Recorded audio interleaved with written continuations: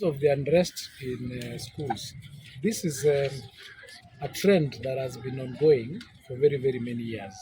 Every time the students are about to do exams, either in third year, in third term, or in second term, when they were doing mocks, they would sometimes become agitated and involve themselves in these activities. Some of the reasons that have been assessed include what I've just said, which is exam anxiety, but also there are issues relating to how the teachers or our administration handle their issues. And we've encouraged we've encouraged management to have discussions and conversations with the students when they have issues or when they have challenges. Some of the reasons also may be related to indiscipline, drug abuse or alcohol use, just generally in discipline, which we are encouraging the teachers and the community to be involved in ensuring that the students are talked to be disciplined. Because as a government, we do not have a provision where if a school is burned down, to answer your question, then the government comes in and rebuilds it. That burden will always end up to be the parents because of the issue of discipline.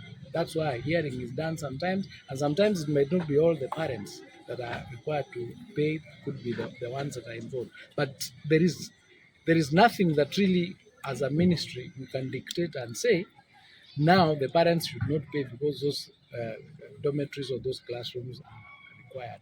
So the thing that has to be done is we have to have a whole team approach.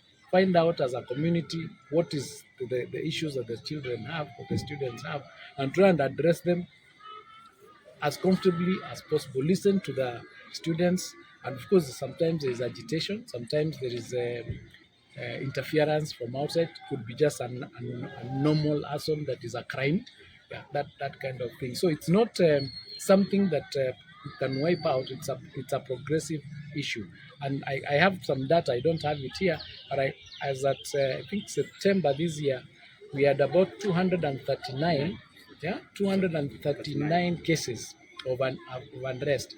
This third term, they were 35. The rest have been in January all the way to September. And the figures range almost the same. And then it is not the whole country. So we are now doing a study to find out what really happened in certain areas. Some schools have been banned 2 or 3 times. And so the people need to get there and find out what really is the problem. And as I said, and as I've been speaking the whole day today, this is a whole government approach. It has to be a whole community approach so that we find out, is it in discipline? How do we deal with it? That's a good question, and is a relevant question. My county teams will be able to check to see whether it is commensurate with what was banned and vis-a-vis the numbers. Yeah.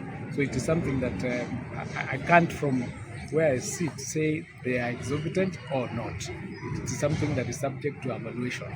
A dom will ban, it will be valued, and that value will dictate what the parents are supposed to do.